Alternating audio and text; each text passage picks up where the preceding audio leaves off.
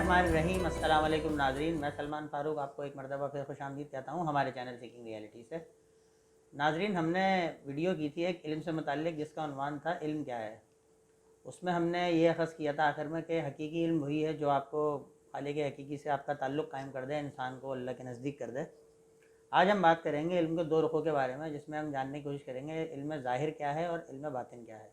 यही हमारा आज का उन्वान है। हमारे साथ मौजूद हैं जनाब प्रोफेसर सलमान राजा साहब। अस्सलाम वालेकुम। वालेकुम अस्सलाम। कैसे हैं जनाब? खैरियत से? अल्लाह का शुक्र है।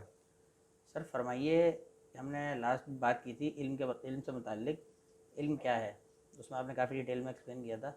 फरमाइए इल्म ज़ाहिर और इल्म बातिन क्या है। बातिन ज़ाहिर से तो हम काफ़ी हद तक सभी वाकिफ़ हैं, बातिन के बारे में बताइए इल्म बातिन क्या है और इसका फ़र्क भी ज़रा वाज़ेह कीजिएगा ताकि गुमराही लोगों को। बिस्मिल्लाहिर्रहमानिर्रहीम। शुरू अल्लाह के नाम से जो बड़ा मेहरबान नहायत रहम करने वाला है।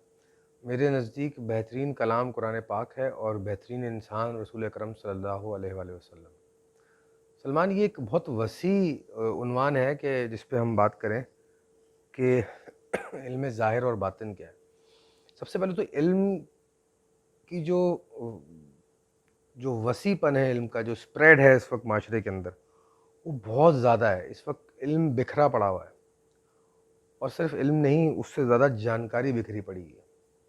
हमने पिछली वीडियोस में बात की थी कि इल्म 4 डायमेंशन से 4 रुखों पर दुनिया में ज़ाहिर होता है। इसमें हमने कहा था एक रुख है जो कि वही के ज़रिया है, इल्हाम के ज़रिया है। इसको हम दीन भी कहते हैं, मज़ाहिब के ज़रिया है, इल्हामी किताबों के ज़रिया है। एक तो मज़हब के ज़रिए हमें इल्म मिलता है।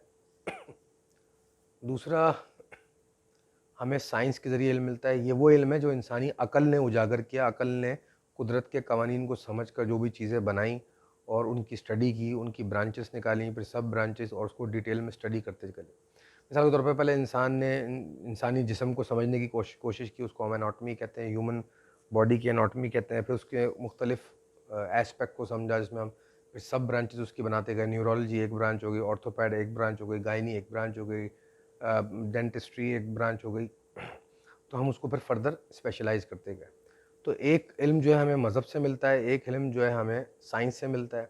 फिर मज़हब और साइंस कहाँ कहाँ लिंक मिसिंग है इन दोनों के, वहाँ पे उनको कनेक्ट कैसे किया जाए, या चीज़ों की रिलेशनशिप को कैसे समझा जाए, चीज़ों की हकीकत को उनसे इस जानकारी से बुलंद होकर कैसे समझा जाए, वो तीसरा डायमेंशन जो है इल्म की, वो फ़लसफ़ा है। और ये फ़लसफ़ा जो है जब साइंस और मज़हब में इतनी डिटेलिंग नहीं हुई थी, बाज़ारी इतने एक्सप्लॉइट नहीं हुए थे, तब से फ़लसफ़ा मौजूद है। इंसान समझने की कोशिश कर रहा था, इसलिए लिंक क्रिएट करने की कोशिश कर रहा था, भले उसने चीज़ें एक्सप्लॉइट नहीं की थी अभी।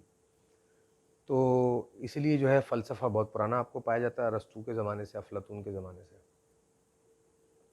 चौथा जो इल्म है हमें डायमेंशन में नज़र आता है, वो है हर वो इल्म जो बज़ाहिर ज़ाहिर नहीं होता। उसको हम इल्म कहते हैं ग़ैबी चीज़ों का इल्म, या इल्म ग़ैब भी कहते हैं, या ग़ैब का इल्म भी कहते हैं, जिसको हम आम फ़हम लफ्ज़ों में रूहानियत का इल्म भी कहते हैं, स्पिरिचुअलिटी हम कहते हैं। तो एक तो ये रुख है कि इल्म जो है दुनिया में ग़ैब से कह लें या अल्लाह की तरफ से कह लें, जो डिसेंड करता है, वो 4 डायमेंशन में करता है।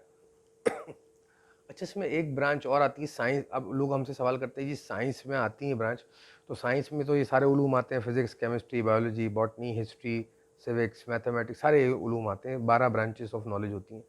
तो एक टाइप ऑफ नॉलेज तो वो भी होती है जैसे जो जो टेक्निकली मटेरियल साइंस नहीं होती, जैसे एस्ट्रोलॉजी हो गई, पामिस्ट्री हो गई, माइंड साइंसेज हो गए, एनर्जी हीलिंग हो गई, रेकी हो गया, एक्यूपंक्चर, एक्यूप्रेशर, ये सारे उलूम। तो ये उलूम ये भी साइंस के ज़मरे में आते हैं, लेकिन ये वो साइंसेस होती हैं जो लेबॉर्ट्री में प्रूव नहीं होती, जो एक्सपीरियंशियल होती हैं, जो ऑब्जर्वेशन बेस होती हैं, पास्ट ट्रेंड एनालिसिस पे बेस होती हैं। इनको हम कहते हैं अंग्रेज़ी में सूडो साइंसेस। तो ये भी साइंस के ज़मरे में आती है। तो गोया 4 डायमेंशंस में इल्म जो है वो ज़ाहिर होता है, जिसमें से एक डायमेंशन जो है जिसको हम इल्म बातिन कहते हैं, ये स्पिरिचुअलिटी का इल्म कहते हैं। ये जो बातिन का इल्म है, इसके ऊपर अलग तफरीक है लोगों में। मज़हबी एतबार से अलग तफरीक है,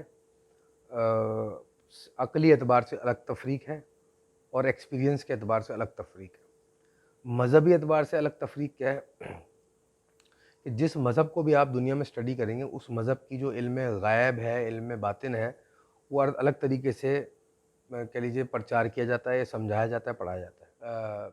क्रिश्चियनिटी में इसको हम स्पिरिचुअलिटी कहते हैं या एग्जॉर्सिज्म कहते हैं। इस्लाम में इसको हम तसव्वुफ़ कहते हैं और रूहानियत के नाम से जानते हैं, जबकि रूहानियत सही वर्ड नहीं, तसव्वुफ़ सही कहा जाए, उस पर भी कभी बात कर लेंगे। और जूडाइज़म में भी spiritual connecting to the creator है, बुद्ध मज़हब में, हिंदुइज़म में, ये सारे मज़ाहिब में बातनी उलूम का पार्ट अपनी अपनी जगह मौजूद है। उसमें कुछ एरियाज़ ऐसे हैं जो सब में कॉमन है। मिसाल के तौर पे जिन्नात का आ जाना, असर का हो जाना, जादू टोने का कर देना, उसको उतारना, ये सब मज़ाहिब में जो उतारने के तरीके हैं वो हर मज़हब के एतबार से अल्फाज उनके अपने तरीके, प्रोसेसेस अपने, लेकिन कॉन्सेप्ट सेम है। जैसे क्रिश्चियनिटी में भी लोगों पर जिन आ जाते हैं, इस्लाम में भी आते हैं, हिंदू मज़हब में भी आते हैं, बुद्ध मज़हब में भी आते हैं, जुडाइज़म में भी आते हैं, जितने भी मेजर मज़ाहिब में सब में ये कॉमन है और उनको उतारने के तरीके भी हैं। तो एक तो ये मज़हबी रुख है बातनी उलूम का। दूसरा जो रुख है, हमने जैसे फरमाया, वो अक़ली रुख है कि जो साइंस है वो बातनी उलूम को इस हद तक डोमेन में लाती है, वो उलूम या वो नॉलेजेस जो कि क्वांटिफाइबल नहीं है, जो क्वालिटेटिव है, उनको वो बातनी उलूम कहते हैं। मिसाल के तौर पर 1 से 10 के स्केल पर आप बताइए आप अपनी वालिदा से कितना प्यार करते हैं, तो ये चीज़ को आप क्वांटिफाई नहीं कर सकते। 1 से 10 के स्केल पर अंदाज़ा लगा सकते हैं, वो भी स्केल भी आपका अपना बनाया हुआ है, लेकिन एग्जैक्टली जज नहीं किया जा सकता। तो इसको वो बातनी उलूम में लाते हैं कि ये क्वालिफाइबल या क्वालिटेटिव किस्म के उलूम है। जो क्वांटिफाइबल उलूम है, जैसे कि कितने किलो चीनी लाए आप, आपकी हाइट कितनी है, कितने बजे आप यहाँ आए, ये सारे उलूम जो हैं लॉजिकल उलूम में, मटेरियल साइंस में फॉल करते हैं। तो गोया एक हुआ हमारा मजहबी रुख, एक हुआ हमारा साइंसी रुख, और इसके अलावा हमारा एक्सपीरियंशियल रुख भी है तीसरा बातनी उलूम का। ये थोड़ा सा डिस्कस करना तवील में ज़रूरी है। जो बातनी उलूम का एक्सपीरियंशियल साइड है, इसके ऊपर हर किसी ने नहीं लिखा हिस्ट्री में। जो हर मज़हब के, हर ख़ित्ते में जो मिस्टिक्स गुज़रे हैं, जिनको हम हमारे ख़ित्ते में औलिया इकराम या सूफिया इकराम कहते हैं, अहले इल्म भी कहते हैं उनको, अहले अदब भी कहते हैं, और जितने भी वेस्ट में गुज़रे हैं, स्पिरिचुअलिस्ट गुज़रे हैं, या वो ग्रेट थिंकर्स या फ़िलासफ़र्स गुज़रे हैं, जनरली इनको दुनिया भर में मिस्टिक्स के नाम से जाना जाता है। ये वो लोग हैं जिन्होंने इस बातनी उलूम की इस साइड पर लिखा है या रोशनी डाली, जिसको हम कह रहे हैं एक्सपीरियंशियल साइड या तजुर्बाती तो सही वर्ड नहीं होता, इल्म कैफियत इसको हम कहते हैं उर्दू में। ये जो एक्सपीरियंशियल साइड है बातनी उलूम की, इसको हम मॉडर्न डे के अंदर लॉजिकल माइंड से सूफीज़म कहते हैं, जो हमें बाज़ाहिर प्रैक्टिस करता हुआ नज़र आ रहा है, लेकिन एक्चुअली ये उसकी असल फॉर्म वो भी नहीं है। अगर आप जिन ग्रेड्स का हम इशारा कर रहे हैं, उन ग्रेड्स को स्टडी करें, तो आप देखेंगे उन्होंने अपने मुकाशफात, अपने कैफियत और इस इल्म की उस साइंस के ऊपर रोशनी डाली है जिसको हम इल्म कैफियत कह रहे हैं। यानी कि जब इंसान एक्सपीरियंसेस से गुज़रता है, तो उस इल्म को कैसे एक्सपीरियंस किया जाता है, उस इल्म को क्या कहते हैं, एक्सपीरियंस से गुज़रने के इल्म को कैसे समझा जाए। अब ये पूरी एक साइंस है, इसमें वेस्ट पे भी बहुत काम हुआ है। वेस्ट में इसको साइंस ऑफ स्पिरिचुअलिटी के नाम से जाना जाता है, यानी कि बातनी उलूम किस तरह काम करते हैं, इसकी पूरी एक साइंस है। हमने पहली वीडियो में बताया कि जनरली किसी भी किस्म के इल्म को दुनिया में इंसान कोई भी चीज़ समझता है, उस पर किसी भी किस्म का इल्म गुजरता है, उसको फ़लसफ़े में 2 तरीके से समझा जाता है। एक तरीका कहलाता है एपिस्टेमोलॉजी ऑफ टेक्स्ट, यानी कि इल्म ज़ाहिर जिसको हम कहते हैं। एक तरीका कहलाता है एपिस्टेमोलॉजी ऑफ प्रेजेंस, यानी कि इल्म कैफियत या एक्सपीरियंशियल नॉलेज। ये जितनी भी इल्हामी किताब हैं, इनको हम कह सकते हैं ये एक्सपीरियंशियल नॉलेज के ज़मरे में फॉल करती हैं। यानी कि अगर हम इसको और एग्जांपल से समझाएं, एक आम किताब आप पढ़ते हैं तो वो किताब क्या होती है, वो किताब टेक्स्ट होती है, अल्फाजों में लिखी होती है। वो अल्फाज किसके होते हैं, वो किसी इंसान के गुजरे हुए तजुर्बात को उसने अल्फाज में परो कर आपके सामने रख दिया होता है, और जब आप वो किताब पढ़ते हैं तो आप उसके गुजरे हुए तजुर्बे से को अल्फाजों में पढ़ते हैं और अपने माइंड में उतारते हैं, और जब आप वो तजुर्बे खुद करने जाते हैं तो उस तजुर्बे की रोशनी में आपको हेल्प मिल जाती है। मिसाल के तौर पर मैंने मैकेनिकल इंजीनियरिंग की कोई किताब पढ़ी, जो भी लिखी है जिसने भी उसको सम अप करके, और जब मैं कोई मैकेनिकल काम करने गया तो उस किताब ने मेरी रहनुमाई की, लेकिन एक्चुअली वो एक्सपीरियंस मुझ पर से नहीं गुजरा, मेरा अपना एक्सपीरियंस मुझ पर से गुजरा। ये होता है इंसानी किताब लिखे हुए का तरीक़ाकार, जिसको हम एपिस्टेमोलॉजी ऑफ टेक्स्ट कहते हैं। जो इल्हामी किताबें हैं, ये किसी इंसान का लिखा हुआ एक्सपीरियंस नहीं है, ये क्रिएटर का या डिवाइन की कम्युनिकेशन है, अल्लाह का कलाम है, बनाने वाले का कलाम है, जो आप पर से एक्सपीरियंस की शक्ल में गुजरना चाहिए। यानी कि जब कुरान, तौरात, ज़बूर, इंजील या कोई भी इल्हामी किताब आप पढ़ें, तो बज़ाहिर तो आप अल्फाज़ों की शक्ल में पढ़ रहे होते हैं, लेकिन जब वो आप पे से पढ़ के आप पे से एक तजुर्बे या एक्सपीरियंस की शक्ल में गुजरना चाहिए। तो ये बुनियादी फ़र्क होता है। अब वो जब वो तजुर्बे या एक्सपीरियंस की शक्ल में गुजरेगी आपसे तो वो कहलाएगी इल्म बातिन या एक्सपीरियंशियल नॉलेज। अब उसके गुजरने पर, एक्सपीरियंशियल नॉलेज के गुजरने पर जो आप पर मुकाशफात होंगे, वो इल्म बातिन के ज़मरे में करार दिए जा सकते हैं। हमारे माशरे में ये फ़हम पाया जाता है कि इल्म बातिन का मतलब है कि यहाँ पे कोई गैब में कोई चीज़ खड़ी हुई है, मैं उसको देख लूँ। ये भी इल्म बातिन है, लेकिन ये उसकी एक बहुत ही अदना सी शाख है। लेकिन इल्म बातिन का जो डोमेन है, वो उससे कहीं गुना ज़्यादा है इल्म ज़ाहिर से। ये ऐसा है कि समंदर में कूज़े को डाल देना है। हम कहते हैं ना, कूज़े को, समंदर को कूज़े में बंद कर देना। तो इल्म बातिन समंदर है और इल्म ज़ाहिर जो है वो कूज़ा है, और वो कूज़े को उठा के समंदर में डाल दी। इतना बड़ा है इल्म बातिन, और ये अनएक्सप्लोर्ड है, और जो इस इल्म बातिन में निकलता है उसकी हकीकत है वही समझता। क्योंकि ये इल्म बातिन है, इसलिए इल्म ज़ाहिर या लॉजिकल प्लेटफॉर्म पे आराम से समझ में नहीं आता। इसको हम अंग्रेज़ी में अगर इस्तेलाह में समझाएं कि इंट्यूशन एक चीज़ है और एक इंटेलेक्चुअल अंडरस्टैंडिंग है। इंट्यूशन को लेकर इंटेलेक्ट में नहीं समझाया जा सकता। मैंने गैब में ऐसी ऐसी मखलूक देखी जो पहले कभी देखी ना थी, तो मैं कैसे समझाऊंगा इस बात को? आप मुझसे सवाल करेंगे, क्या उसके 2 हाथ थे? मैं कहूँगा नहीं। क्या उसकी 2 टांग थी? नहीं। क्या उसका एक सर था? मैं बोलूँगा नहीं। तो क्या वो दुनिया में किसी भी मखलूक से मुशाबहत रखती? मैं कहूँगा नहीं। ऐसी कोई भी चीज़ जो उस मखलूक को समझा सके? मैं कहूँगा नहीं। तो फिर आप कहेंगे, तो फिर मैं कैसे समझूँ मखलूक थी?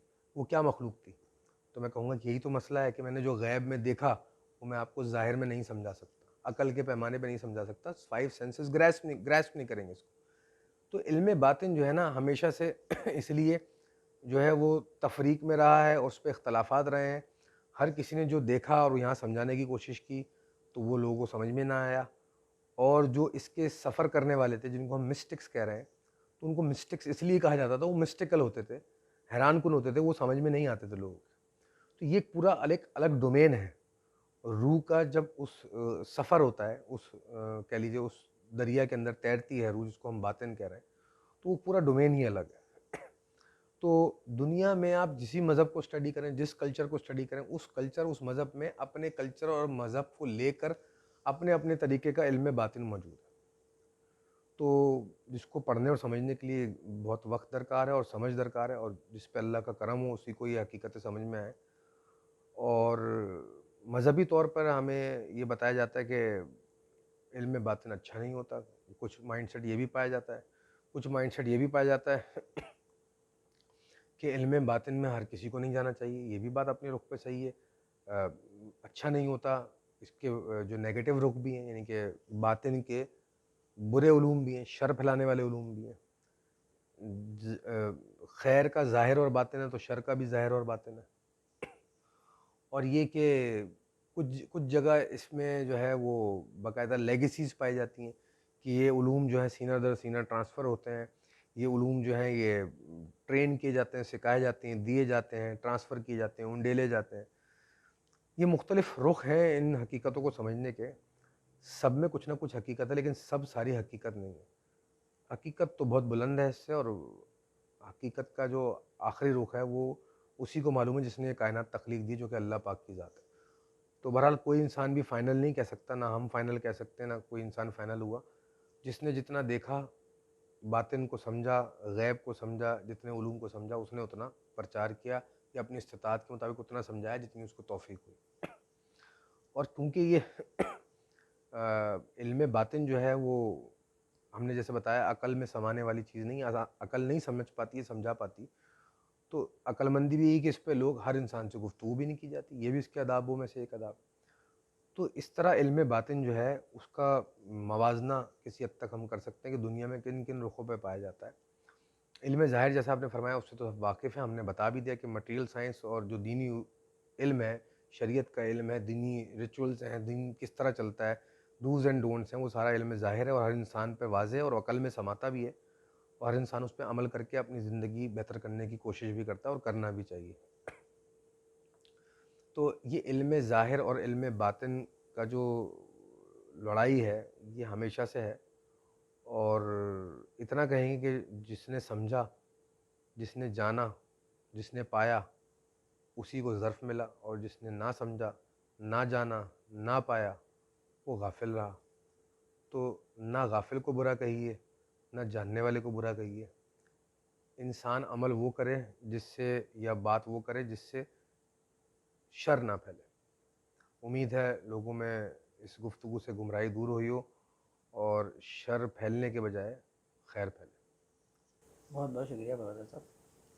नाज़रीन, उम्मीद करते हैं कि जो गुफ्तगू हमने की इल्म ज़ाहिर और इल्म बातिन से मुताल्लिक़, उसमें जो भी गुमराही थी उसको दूर करने की कोशिश की। उम्मीद करते हैं कि काफ़ी हद तक दूर हुई होगी गुमराही। वीडियो से मुताल्लिक़ आपका कोई भी सवाल है उसको कमेंट सेक्शन में ज़रूर कीजिए। वीडियोज़ को लाइक कीजिए, सब्सक्राइब कीजिए, बेल आइकन पे क्लिक कीजिए। अगली वीडियो तक के लिए हमें इजाज़त दीजिए।